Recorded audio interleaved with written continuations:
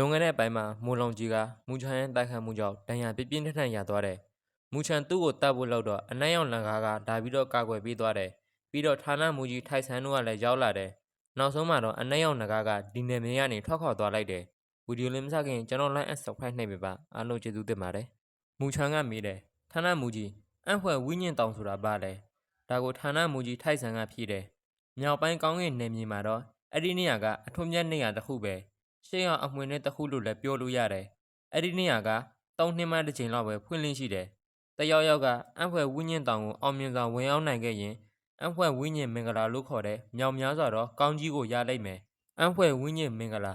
မူချန်ကတစ်ချက်ရည်ရွယ်လိုက်တယ်။ပြီးတဲ့သူကထပ်မေးတယ်။အဲ့ဒါကကျွန်တော်တို့အကယ်ဒမီကျောင်းကဝိညာဉ်အလင်းတန်းအခွင့်အာဏာနဲ့တူလား။မူချန်ရဲ့တီးလို့စဲကိုကြည့်ပြီးထိုက်ဆန်ကရည်လိုက်တယ်။ဝိညာဉ်အလင်းတန်းအခွင့်အာဏာသာအံ့ဖွယ်ဝိညာဉ်မင်္ဂလာနဲ့တူညီနေရင်ငါတို့ရဲ့အကယ်ဒမီကျောင်းကအစင်းမြင့်အကယ်ဒမီ9ခုရဲ့ထိပ်ဆုံးမှာရောက်နေလောက်ပြီအံ့ဖွယ်ဝိညာဉ်မင်္ဂလာကလူတစ်ယောက်ရဲ့စွမ်းအားကိုမြင့်တင်မပေးနိုင်ဘူးဒါပေမဲ့မြောက်ပိုင်းကောင်းကင်ဝိညာဉ်အကယ်ဒမီကျောင်းကကျောင်းသားတွေမတ်မောစရာကောင်းတဲ့နေရာတစ်ခုတော့ဟုတ်တယ်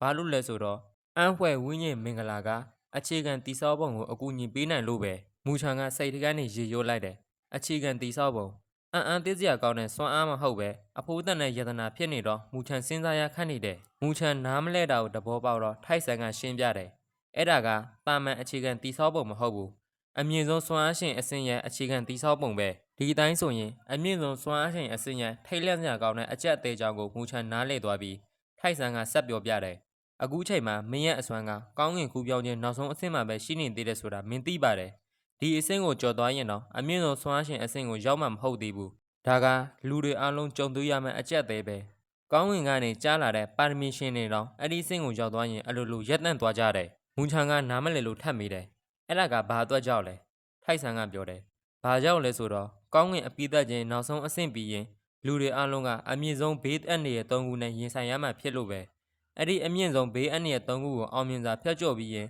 သူတို့ရဲ့ခန္ဓာကိုယ်ကအမြင့်ဆုံးအဆင့်ကိုရောက်သွားလိမ့်မယ်ဆိုလိုရင်းက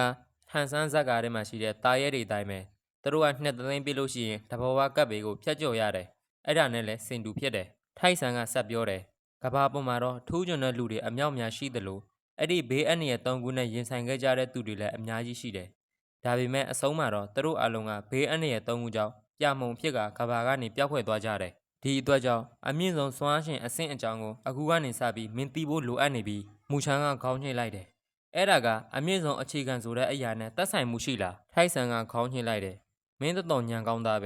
ဘေးအန္တရာယ်၃ခုကအရန်ကိုကြောက်ကြကောင်းလုံးတဲ့အတွက်ကြောင့်ဓတိလက်လို့ဖြစ်သွားရင်ပြမှုံဖြစ်သွားနိုင်တယ်အံ့ဖွယ်ဝိညာဉ်တောင်တော်မှာအန်တီအနှင်ကနေလွတ်မြောက်ဖို့ကခက်ခဲလွန်းတယ်ဝိညာဉ်မင်္ဂလာကတော့လူတစ်ယောက်ရဲ့အံ့ဖွယ်အခြေခံကိုအထောက်အကူပေးတဲ့တယ်လို့ဘေးအန္တရာယ်၃ခုစလုံးကိုလည်းခုခံနိုင်စွမ်းရှိတယ်တင်ရေးရှင်ရဲ့အခြေအနေနဲ့ရင်ဆိုင်ရရင်တောင်မှဒီဝိညာဉ်မင်္ဂလာကလူတစ်ယောက်ရဲ့အံ့ဖွယ်ဝိညာဉ်ကိုကာကွယ်ပေးနိုင်တယ်နောက်ဆုံးမှာတော့မူချန်ကဒီအကြောင်းတွေကိုနားလည်သွားတယ်အဲ့တော့သူကမိတယ်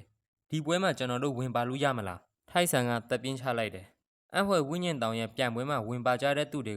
ကမြောက်ပိုင်းကောင်းကင်နယ်မြေထက်ကအစွမ်းထက်ဆုံးလူတွေပဲဒီပွဲမှာတော့ငါတို့ကြောင်ကလူတွေအနိုင်ရဖို့ကခက်ခဲလွန်းတယ်အရင်နှစ်တွေတုန်းကတော့ငါတို့ကြောင်ကကောင်းကင်အဆင့်တန်းရဲ့ပထမနေရာကိုရောက်နေတဲ့သူတယောက်ကပါဝင်ခဲ့ဘူးတယ်ဒါပေမဲ့လည်းအဆုံးမှာတော့ပြန်မလာနိုင်ခဲ့ဘူးဒါကြောင့်အဲ့ဒီနေ့ကစပြီးဒီပြန်ပွဲမှာဝင်မပါဖို့ဆုံးဖြတ်လိုက်ကြတယ်အခုတော့ငါတို့ကြောင်မှာအစွမ်းထက်ဆုံးကြောင်သားကတော့ဆန်းရှမ်းပဲသူကလည်းပါရမီရှင်တယောက်ပဲသူကနောက်ထပ်နှစ်အနည်းငယ်လောက်ဆက်ပြီးလေ့ကျင့်ရင်မြောက်ပန်းကောင်းကင်နယ်မြေရဲ့မျိုးဆက်သစ်တွေထဲမှာထိပ်ဆုံးလူတယောက်ရက်တည်နိုင်လိမ့်မယ်ဒါပေမဲ့အခုတော့ဖြစ်လာမှာတော့မဟုတ်တော့ဘူးမူချန်ကလက်မလျှော့သေးဘူးဌာနမူကြီးဖြစ်နိုင်မယ်ဆိုရင်ကျွန်တော်ကိုတစ်ခါတော့စူးစမ်းခွင့်ပေးပလားမူချန်ရဲ့တောင်းဆိုမှုကိုထိုက်ဆန်ကလက်မခံခြင်းပဲနဲ့ခေါင်းခါလိုက်တယ်မင်းရဲ့လေ့ကျင့်မှုကအရန်ကိုတုတ်တောင်းလို့နေတယ်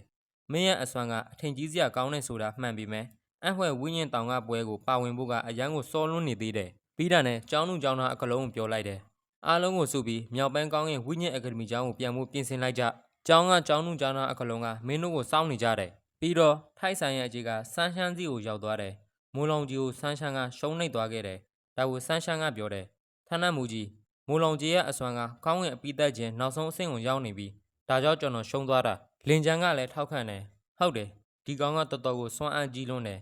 ဒါပေမဲ့ဆန်းရှမ်းကပြောတယ်ကံကောင်းကျင်တော့မူချန်ကငါတို့အတွက်မိုးလုံးကြီးကိုတိုက်ခိုက်အနိုင်ယူခဲ့တယ်မူချန်ရဲ့အစွမ်းကြောင့်သူ့အသက်ဆက်ပြီးရှင်နိုင်အောင်မလားဆိုတာတော့ကျွန်တော်လည်းမသိဘူးမူချန်ကတော့ဘာမှဂီးမဆိုင်တဲ့ပုံစံမျိုးနဲ့ပခုံးကိုတွန်းပြလိုက်တယ် သူ့ကိုအနိုင်ယူနိုင်တယ်ဆိုတာကလည်းကျွန်တော်ကံကောင်းသွားလို့ပါဒီလိုနဲ့ပဲဌာနမူကြီးထိုက်ဆန်တဲ့သူကျောင်းသူကျောင်းသားအကလုံးကသူတို့ရဲ့ကျောင်းကိုပြန်သွားကြတယ်မူချန်တို့ထွက်သွားတာနဲ့ရှီချင်းဟန်ကပြောတယ်ဒီပွဲမှာမိုးလုံးကြီးရှုံးသွားမယ်လို့ငါလုံးဝမထင်ထားဘူးဒီအတိုင်းဆိုရင်ဒီတစ်ခေါက်ကျင်းပမယ်အံ့ဖွဲ့ဝင်းညင်တောင်ရဲ့ပြန်ပွဲမှာမိဆာနဂါနန်းတော်ကလူတယောက်တော့ရော့သွားပြီဒါကိုသူ့ရဲ့ဘေးနားမှာရှိတဲ့သူ့ရဲ့သားရှီချင်းဟန်ကပြောတယ်ကျွန်တော်မူလောင်ကြီးကိုမကြောက်ပါဘူးရှီချင်းဟန်ကပြောတယ်ဒီတစ်ခါမြောက်ပိုင်းကောင်းကင်ဝင်းညင်အကယ်ဒမီကျောင်းကပါလာမလားဆိုတာငါလည်းမသိဘူးဒီပွဲပြီးသွားရင်တော့ဆန်ရှန်လည်းမကြခင်မှာကောင်းကင်အပိသက်ခြင်းအဆင့်ကိုရောက်သွားတော့မယ်သူ့ရဲ့သားကဖြည့်တယ်ဆန်ရှန်ကကောင်းကင်အပိသက်ခြင်းအဆင့်ကိုရောက်သွားရင်တော့ကြောက်စရာမလိုဘူးသူကထိုးချုံတဲ့လူတယောက်ဆိုပေမဲ့သူ့ရဲ့လေ့ကျင့်မှုကကျွန်တော်တို့ထက်တိုတောင်းနေတယ်ဒါပေမဲ့မူချန်အဲ့ဒီလူတစ်လေးမူချန်ကိုတော့ကျွန်တော်ဘလို့မှခံမှန်းလို့မရနိုင်ဘူးမူချန်ကျောင်းကိုပြန်ရောက်တော့တော်တော်လေးကိုနာမည်ကြီးနေပြီလင်ကျန်းနဲ့ဆန်ရှန်တို့ကောင်ရှုံးနေခဲ့တဲ့ဆုလက်ဗုတ်ပြားခေါ်ကအစင်းနှစ်နေရာမှာရှိတဲ့မိုးလောင်ကြီးကမူချန်ရဲ့လက်ထဲမှာရှုံးသွားတဲ့ဆိုတာတော်တော်လေးကိုထူးဆန်းလွန်းနေတယ်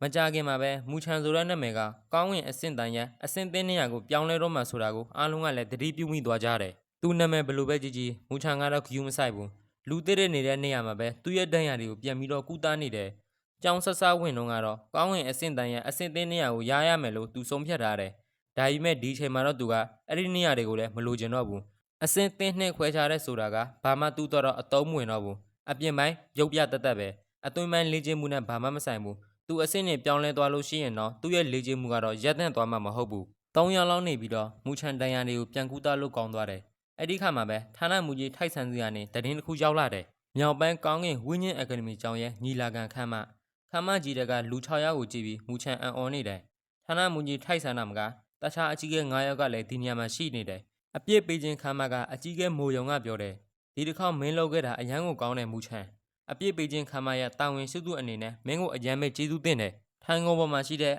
ကြီးကဲ9ယောက်ကိုမူချန်တစ်ချက်ကြည့်လိုက်တယ်ပြီးတာနဲ့ထိုက်ဆန်ကိုခါတော်ပြုတ်ပြီးတော့မေးတယ်ဌာနမူကြီးကျွန်တော်ကိုညွှန်ကြားစရာများရှိလို့လားထိုက်ဆန်ကတော့တီကြီးတဲ့အကြည့်အနေနဲ့မူချန်ကိုပြောတယ်မင်းကိုခေါ်လိုက်ရတဲ့အကြောင်းရင်းကမင်းရဲ့ကိုယ်ထဲမှာရှိတဲ့အစက်မြင့်မီးရှူမိစ္ဆာကြောက်တိုင်ကြောက်ပဲကြံအကြီးကဲ9ယောက်ကလည်းမူချန်ကိုစူးစူးဆဆိုင်နဲ့ကြည့်နေကြတယ်သူရဲ့ကိုယ်ထဲမှာဒီမိစ္ဆာကြောက်တိုင်ရှိနေတယ်ဆိုတာအကြီးကဲတွေလည်းသိနေကြတယ်မူချန်တုံလှုပ်သွားတယ်အကြီးကဲတွေကအစက်မြင့်မီးရှူမိစ္ဆာကြောက်တိုင်ကိုသူတို့စီကိုလွှဲခိုင်းမလို့လားအဲ့လိုမေးလိုက်တော့ဌာနမူကြီးထိုက်ဆန်ကပြောတယ်မူချန်စိတ်အေးထားငါတို့မြောက်ပိုင်းကောင်းကင်ဝိညာဉ်အကယ်ဒမီကျောင်းကအဲ့ဒါလိုလုံးမယ်ဆိုရင်မိစ္ဆာနဂါနန်းတော်နဲ့ဘာကွာတော့မှလဲမိုးယုံကပြောတယ်အစင်းမြင့်မီးရှူမိစ္ဆာကြောက်တိုင်ကမင်းရဲ့လက်ထဲမှာရှိနေတယ်ဆိုတော့အဲ့ဒါကမင်းပိုင်ဆိုင်တဲ့ပစ္စည်းပဲဒါပေမဲ့မိစ္ဆာနဂါနန်းတော်ကပိုင်ဆိုင်တဲ့ပစ္စည်းကိုတခြားလူတွေကလွယ်လွယ်နဲ့လူယူလို့ရမယ်လို့မင်းထင်နေသလားမူချန်မျက်မှောင်ကျုပ်သွားတယ်သူကပြန်မိတယ်ခံမဆရာပြောချင်တာကမိစ္ဆာကြောက်တိုင်ကိုမိစ္ဆာနဂါနန်းတော်ကပြန်ယူလို့ရတယ်ဆိုတဲ့သဘောလားထိုက်ဆန်ကပြောတယ်အစင်းမြင့်မီးရှူမိစ္ဆာကြောက်တိုင်ကမိစ္ဆာနဂါနန်းတော်မှာနှစ်ပေါင်းများစွာရှိနေခဲ့တဲ့အရာတစ်ခုပဲငါသိရောက်တဲ့လောက်တော့မိစ္ဆာနဂါနန်းတော်မှာမိစ္ဆာနဂါအမှတ်သားဆိုတဲ့ဒစိမ့်ရှိတယ်မင်းရဲ့အစွမ်းနဲ့ဆိုရင်အဲ့အရာကိုရှာသွင်းနိုင်မှာမဟုတ်ဘူးအဲ့ဒီအရာကမိစ္ဆာနဂါနန်းတော်ရဲ့အထူးနီလန်တစ်ခုဖြစ်ပြီးအမြင့်ဆုံးစွမ်းအားရှင်တစ်ယောက်ကဖန်တီးခဲ့တဲ့အရာပဲအဲ့ဒီဒစိမ့်ကအစင်းမြင့်မီးရှူမိစ္ဆာကြောက်တိုင်အတွင်းထဲမှာပုံအောင်နေတဲ့အပြင်လှုပ်ရှားမှုလည်းမရှိတဲ့အတွက်ကြောင့်ရှာဖို့ကတော်တော်လေးကိုခက်ခဲနေလိမ့်မယ်ဒါပေမဲ့မိစ္ဆာနဂါနန်းတော်တာအဲ့ဒီအမှတ်တစိမ့်ကိုလှုပ်ရှားအောင်လုပ်နိုင်ရင်မင်းလည်းအစင်းမြင့်မီးရှူကြောက်တိုင်ကိုထိန်းချုပ်နိုင်မှာမဟုတ်ဘူး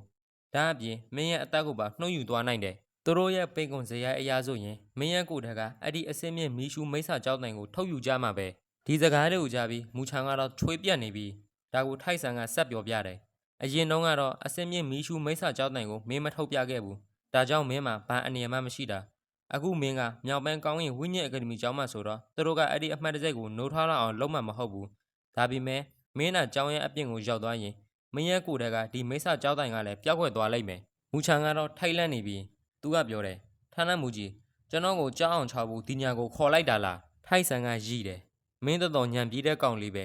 ဒီတစ်ခေါက်မစ်ရှင်ကိုအောင်မြင်အောင်လုပ်ခဲ့တာမင်းကိုစုလက်တစ်ခုတော့ပေးရမယ်ငါတို့ဒီမှာအစည်းအဝေးထိုင်ပြီးမင်းရဲ့ကိုယ်ထဲမှာရှိတဲ့မိစ္ဆာကြောက်တိုင်တွေကမိစ္ဆာနဂါအမှတ်သားကိုဖယ်ရှားဖို့ဆုံးဖြတ်လိုက်တယ်ဒီနီလန်နဲ့ဆိုရင်မိစ္ဆာကြောက်တိုင်လဲမိစ္ဆာနဂါနန်းတော်နဲ့အချိတ်ဆက်ပြတ်သွားမယ်အနာဂတ်မှာမင်းသားအဲ့ဒါကိုကောင်းကောင်းထိန်းချုပ်နိုင်ရင်မင်းရဲ့ကိုယ်ပိုင်ဖြစ်စီဖြစ်သွားလိမ့်မယ်ဒီစကားကိုကြတော့မူချန်တော်တော်ပျော်သွားတယ်ထိုက်ဆန်ကိုလည်းကျေးဇူးတင်စကားပြောတယ်ထိုက်ဆန်ကလက်ကပြလိုက်တယ်ပြီးတော့အကြီးကဲ9ယောက်ပဲကိုတစ်ချက်လှည့်ကြည့်လိုက်တော့ဟို9ယောက်ကခေါင်းချင်းပြတယ်အဲ့ဒါနဲ့ထိုက်ဆန်ကမူချန်ကိုပြောတယ်မူချန်အစင်းမြင့်မီးရှူမိစ္ဆာကြောက်တိုင်ကိုမင်းဆင့်ခေါ်လိုက်တော့ဒီစကားကိုကြတော့မူချန်လန့်သွားတယ်ဒီကြောက်တိုင်ကိုထိန်းချုပ်ဖို့အတွက် အနက်ရောင်စာရွက်ရဲ့အစင်းမြက်ထိန်ချုံမှုကိုအသုံးပြုပြီးထိန်ချုပ်ထားရတယ်အကယ်၍အဲကနေလာလွတ်မြောက်သွားရင်ဒီမှာရုပ်ရုပ်တည်ဖြစ်သွားလိမ့်မယ်ထိုက်ဆန်ကတော့ဘာမှမဖြစ်တဲ့ပုံစံမျိုးနဲ့ပဲမူချန်ကိုစိုက်ကြည့်နေတယ်ပြီးမှမူချန်တတိရသွားတယ်ဒီနေရာမှာအမြင့်ဆုံးစွမ်းအားရှင်6ယောက်ရှိနေတဲ့အတွက်ကြောင့်ဒီမိစ္ဆာကျောင်းတိုင်တောင်းကျမ်းရင်တော့ဒီ6ယောက်ကထိချုံနိုင်မယ်လို့မူချန်ယုံကြည်တယ်ပြီးတာနဲ့မူချန်ကမိစ္ဆာကျောင်းတိုင်ကိုပိတ်လှောင်ထားတဲ့ကြာပန်းကိုသူကပွင့်အောင်လှုပ်လိုက်တယ်အထဲမှာရစ်ပတ်တာတဲ့ຫນွေကြိုးတွေကလည်းတဖြည်းဖြည်းနဲ့ဖြေလျှော့လာတယ်ထိန်ချုံမှုကနေလွတ်မြောက်သွားတဲ့နဲ့မိစ္ဆာကျောင်းတိုင်ကတုံခါလာတယ်ကျေလောင်တဲ့အတန်ကြီးနဲ့သူမိစ္ဆာကျောင်းတိုင်ကမူချန်ရဲ့ခန္ဓာကိုယ်တွေကနေထွက်ပေါ်လာတယ်မိစ္ဆာကျောင်းတိုင်ကတော့မူချန်ရဲ့ခေါင်းပေါ်မှာပြန့်နေတယ်စွမ်းအားတွေကလည်းတော်တော်များများထုတ်လွှတ်နေတယ်ရှေးကြလွန်တဲ့မိစ္ဆာစွမ်းအားတွေကလည်းချက်ချင်းဆိုသလိုခမ်းမကြီးတစ်ခုလုံးကိုပြည့်နှံ့သွားတယ်စွမ်းအားတွေကဘလောက်များလဲဆိုရင်အဆောက်အဦရဲ့ခေါင်မိုးတောင်ဖောက်ထွက်ဖို့ကြိုးစားတယ်ထိုက်ဆန်ကသူ့ရဲ့လက်ကိုတချံဖွင့်ရန်လိုက်တာနဲ့ခေါင်မိုးပေါ်ကနေအလင်းနှန်းတွေတဖြည်းဖြည်းစူးစီးလာတယ်ပြီးတော့တန်ကြိုးဖြစ်သွားပြီးတော့အဲ့ဒီမိစ္ဆာကျောင်းတိုင်ကိုရစ်ပတ်လိုက်တယ်အကြီးကဲ9ယောက်ကလည်းပြောတယ်အဲ့ဒီရက်ကိုဖိနှိပ်လိုက်သူတို့ရဲ့လက်ကိုအရှိဆက်တန်လိုက်တာနဲ့လက်ထရနဲ့အလင်းရုံစွမ်းအင်းတွေထွက်ပေါ်လာပြီးမိစ္ဆာကျောင်းတိုင်ကိုရစ်ပတ်လိုက်ပြန်တယ်ဒါပေမဲ့မိစ္ဆာကျောင်းတိုင်ကလည်းတာမန်ပစ္စည်းမဟုတ်ဘူးသူကတော်တော်လေးကိုယုံကန်တယ်သူရဲ့ယုံကန်မှုကိုကြည့်ပြီးအကြီးကဲတွေတောင်ချက်ချင်းမျက်နှာပြတ်သွားကြတယ်ထိုက်ဆန်ကလည်းလက်နှစ်ဖက်ကိုချိတ်ပိတ်တဲ့ပုံစံမျိုးလှုပ်လိုက်တာနဲ့စွမ်းအင်းတွေကအကန့်အသတ်မရှိထွက်ပေါ်လာပြီးမိစ္ဆာကျောင်းတိုင်ကိုဖုံးလွှမ်းထားလိုက်တယ်ဝိညာဉ်စွမ်းအင်းတွေကမိစ္ဆာကျောင်းတိုင်တွေကနေတဖြည်းဖြည်းစိတ်ထွက်လာတယ်အဲ့ဒီကျောင်းတိုင်ရဲ့မျက်နှာပြင်မှာလည်းမဲနေတဲ့အလင်းရောင်တွေထွက်ပေါ်နေတယ်အဲ့ဒါကိုကြည့်ပြီးမူချန်ကမိစ္ဆာနဂါပုံစံတော်တူညီတယ်လို့စိတ်ထဲကနေတွေးလိုက်မိတယ်အဲ့ဒီအနက်ရောင်မိစ္ဆာနဂါပုံစံကခဏတုန်းကဌာနမူကြီးထိုက်ဆန်ပြောတယ်မိစ္ဆာနဂါအမှတ်တစိမ့်ဆိုတာပဲထိုက်ဆန်ကအဲ့ဒီအမှတ်တစိမ့်ကိုကြည့်ပြီးကျန်တဲ့9ယောက်ကိုပြောတယ်အဲ့ဒီအမှတ်သားကိုဖျက်ပစ်လိုက်ကြအကန့်အသတ်မရှိတဲ့ဝိညာဉ်စွမ်းအင်းတွေကအကြီးကဲ6ယောက်စီကနေထွက်ပေါ်လာပြီးမိစ္ဆာနဂါအမှတ်တစိမ့်ကိုဖျက်ဆီးဖို့ကြိုးစားတယ်အကြီးကဲ6ယောက်ကဒီအမှတ်တစိမ့်ကိုဖယ်ရှားဖို့ကြိုးစားနေတဲ့အချိန်မှာပဲဟိုးဝေးတက်နေရတဲ့မှာခမ်းမကြီးတစ်ခုထဲမှာလေ့ကျင့်နေတဲ့အနက်ရောင်နဂါရဲ့မျက်လုံးတွေကချက်ချင်းပွေ့လာတယ်သူကပြောတယ်ထိုက်ဆန်ငါတို့မိစ္ဆာနဂါနန်းတော်ကအမှတ်သားကိုဖယ်ရှားခြင်းနေတယ်ပေါ့ကောင်းပြီလေမင်းကတိုက်ခိုက်ခြင်းနေတယ်ဆိုတော့ငါတို့မိစ္ဆာနဂါနန်းတော်ကလည်းတိုက်ခိုက်ပေးရတာပေါ့ငါတို့ရဲ့မိစ္ဆာနဂါအမှတ်သားကဘလောက်ထိအစွမ်းထက်တယ်ဆိုတာမင်းတို့သိသွားစေရမယ်အနက်ရောင်နဂါကချက်ချင်းမတ်တက်ရက်လိုက်တယ်သူအကျယ်ကြီးអော်လိုက်တာနဂါတကောင်ရဲ့အတိုင်းပဲအတန်လှိုင်းနေတဲ့သူဝိညာဉ်စွမ်းတွေကအဝေးသိညာကိုပြန့်ထွက်သွားတယ်အဲ့ဒီဟိန်းအွန်တန်ထွက်သွားပြီးတာနဲ့စန့်ကန့်အနေငယ်အကြမှာပဲလူ9ယောက်ကခမ်းမကြီးထဲမှာရှိတဲ့အနက်ရောင်နဂါရဲ့အရှိမပေါ်လာတယ်အဲ့ဒီ9ယောက်ရဲ့ကိုယ်ပေါ်ကထွက်ပေါ်နေတဲ့စွမ်းရည်တွေကတော်တော်လေးကိုကြောက်စရာကောင်းတယ်အဲ့ဒီလူ9ယောက်ကတော့အမြင့်ဆုံးစွမ်းအားရှင်နေပဲအကြီးကဲ9ယောက်ကတော့အမှတ်တစိမ့်ကိုဖျက်ဆီးဖို့ကြိုးစားနေတယ်မိစ္ဆာကျောင်းတိုင်ကနေလည်းတော်တော်လေးကိုကျေလောင်တဲ့အတန်ကြီးထွက်ပေါ်လာတယ်ဒါပေမဲ့အကြီးကဲ9ယောက်ရဲ့အစွမ်းနဲ့ဖိနှိပ်တာတဲ့အတွက်ကြောင့်သူကအပြင်ကိုထွက်လို့မရပဲငြိမ်သက်နေရတယ်ကျောင်းတိုင်ကဘလောက်ပဲရုန်းကန်နေပါစေအမြင့်ဆုံးစွမ်းအားရှင်6ယောက်ရဲ့အစွမ်းနဲ့တွေ့ရင်တော့သူကလည်းတဖြည်းဖြည်းနဲ့အားနည်းလာတယ်နဂါအမှတ်သားကဒီမိစ္ဆာကျောင်းတိုင်ထဲမှာအမြင့်တွေ့နေတယ်ဆိုပေမဲ့ကျောင်းတိုင်ထဲမှာရှိတဲ့မိစ္ဆာစွမ်းအင်းတွေကိုတော့ငှားယူလို့မရဘူးဒီအတွက်ကြောင့်အမြင့်ဆုံးစွမ်းအားရှင်6ယောက်နဲ့တွေ့တဲ့အခါမှာတော့တဖြည်းဖြည်းနဲ့သူကလည်းစတင်အားနည်းလာတယ်မူချန်ကတော့မလှမ်းမကမ်းကနေပဲကြည့်နေကြတယ်သူဘာမှလည်းသွားပြီးလှုပ်လို့မရဘူးတကယ်တော့အမြင့်ဆုံးစွမ်းအားရှင်6ယောက်ရဲ့အစွမ်းကသူဘာမှလှုပ်လို့မရတဲ့အဆင့်မှာရှိတယ်ဒါပေမဲ့လည်းမိစ္ဆာနဂါအမှတ်သားကတဖြည်းဖြည်းပျောက်ကွယ်လာတာကိုမြင်ပြီးသူကစိတ်သက်သာရသွားတယ်ဒီချိန်မှာပဲအဲ့ဒီအစင်းမြင့်ကျောက်တိုင်တွေကနေတော်တော်လေးကိုအားကောင်းတဲ့ကြောက်ခမန်းလေးလေးအစွမ်းတွေထွက်ပေါ်လာတယ်ပြီးတာနဲ့အကြီးကဲ6ယောက်ပျောက်ကွယ်လုံးနေနေလောက်ထားတဲ့အမှတ်သားစီကနေတောက်ပတဲ့အလင်းတွေဖြာထွက်လာတယ်နဂါအမှတ်သားကြောင့်နဂါတကောင်ရဲ့ဟိန်းတန်ထွက်ပေါ်လာတယ်လို့မိစ္ဆာကျောက်တိုင်ကလည်းကွယ်အပ်သွားပြီးကြောင်မွဲဖွယ်ကောင်းတဲ့နဂါတကောင်အတွင်ကိုပြောင်းလဲသွားတယ်အဲ့ဒီနဂါကအကြီးကဲတို့ကိုပြောတယ်ထိုက်ဆန်ငါတို့မိစ္ဆာနဂါနန်းတော်ကအဖို့တန်ပစ္စည်းကိုယူဖို့ကြိုးစားနေတာလားအဲ့ဒါတော့ဘယ်လွယ်ပါမလဲအဲ့ဒီအတန်ကိုကြားတာနဲ့ချက်ချင်းမူချန်သိသွားတယ်အဲ့ဒီအတန်ကအနက်ရောင်နဂါရဲ့အတန်ပဲဒါကိုထိုက်ဆန်ကပြန်ပြောတယ်အနက်ရောင်နဂါဒီအတိုင်းဆိုရင်မင်းတို့တွေတောင်းခတ်နိုင်မှာမဟုတ်ဘူးနော်ထိုက်ဆန်ကိုကြည့်ရတာဒီလိုတွေဖြစ်လာမယ်ဆိုတာကြိုတင်ခံမှန်းထားမိတဲ့အပုံပဲသူကပြောတယ်မင်းတို့မိစ္ဆာနဂါနန်းတော်ရဲ့တက်တီကမပေါ့ဘူးပဲငါတို့ရဲ့အကယ်ဒမီကျောင်းကတော့စွမ်းအားနေပွတ်လို့ရတယ်ဆိုတော့မင်းတို့ကတကယ်ပြဿနာရှာခြင်းနေတာလားအနက်ရောင်နဂါပြန်ဖြေတယ်ဒီမြောက်ပိုင်းကောင်းကင်နယ်မြေထဲမှာငါတို့မိစ္ဆာနဂါနန်းတော်ကဘယ်နေရာဖြစ်ဖြစ်သွားခြင်းတိုင်းသွားလို့ရတယ်မင်းတို့အစင်းလောက်နဲ့ငါတို့ကိုတားဆီးလို့ရမယ်များထင်နေလားဒီမိစ္ဆာနဂါကနေအတန်ထွက်ပေါ်လာတယ်ဆိုပေမဲ့အဲ့ဒီအတန်ကတော့အနက်ရောင်နဂါစွမ်းအားရှင်နဲ့နည်းနည်းကွဲပြားနေတယ်အနက်ရောင်နဂါကပြောတယ်မင်းတို့ကမိစ္ဆာနဂါအမှတ်သားကိုနိုးထောင်းအောင်မလုပ်ရင်ငါတို့ရဲ့အစီအစဉ်လဲစတင်ဖြစ်လာမှာမဟုတ်ဘူးဒီနေ့ကတော့အကောင်းဆုံးပဲ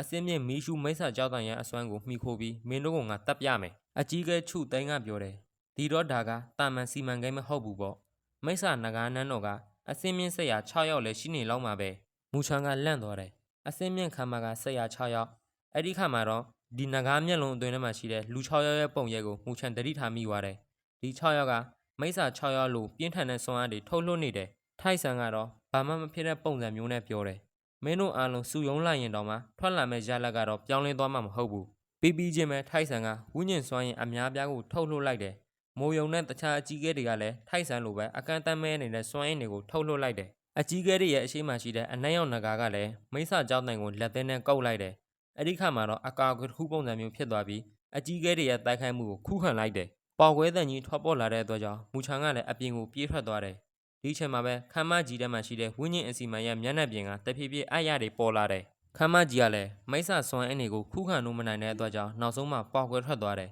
ပေါက်ကွဲတန်ကိုကြားတာနဲ့ကျောင်းသားတွေကလုံးကထိတ်လန့်ကုန်တယ်အဲ့ဒါနဲ့သူကြီးမားတဲ့နဂါးတစ်ကောင်ရဲ့လက်တစ်ဖက်ကမိစ္ဆာကြောက်တိုင်ကိုဖမ်းပြီးတော့အပြင်ကိုပြန်ထွက်လာတယ်အကြီးကဲ6ယောက်ကလည်းဝင်းကျင်စွမ်းအင်တွေကိုအသုံးပြုပြီးမိစ္ဆာကြောက်တိုင်ကိုပြန်ပြီးတော့ဖုံးအုပ်လိုက်တယ်။ကျောင်းမှာတိုက်ပွဲကြီးကြီးမှဖြစ်တာတော့ဒီတစ်ခေါက်ပဲ။တောင်ထိပ်တစ်ခုပေါ်မှာတော့စန်းအန်နဲ့လင်းရှိတို့ကအဖြစ်ပြက်ကိုကြည့်နေကြတယ်။လင်းရှိကပြောတယ်အဲ့ဒါကမိစ္ဆာနဂါးနန်းတို့ကလူတွေပဲ။စန်းအန်ကပြောတယ်အမတ်လင်းရှိရောသွားပြီးမတိုက်ခိုက်ဘူးလား။ဒီမိစ္ဆာနဂါးနန်းတို့ကတော်တော်လေးကိုကြောက်စရာကောင်းတယ်။လင်းရှိကပြောတယ်အဲ့ဒီမိစ္ဆာနဂါးအတွင်းမှာရှိနေတဲ့လူတွေကမိစ္ဆာနဂါးနန်းတို့ကလူတွေပဲ။ဒါအပြင်ဒါကလည်းသူတို့ရဲ့စီမံကိန်းတစ်ခုပဲ။ဘယ်လိုပဲဖြစ်ဖြစ်လေဌာနမူကြီးထိုက်ဆန်တဲ့အကြီးအကဲတွေတိုက်ခိုင်းနေတယ်ဆိုတော့ဒီကောင်နဲ့အနိုင်ယူနိုင်မှာမဟုတ်ဘူးဒါကြောင့်ငါသွားပြီးကူညီစရာလည်းမလိုဘူးထိုက်ဆန်ကပြောတယ်အနှဲ့အောင်ကမင်းဘလောက်ပဲတိုက်ခိုင်းနေပါစေအသုံးဝင်မှာမဟုတ်ဘူး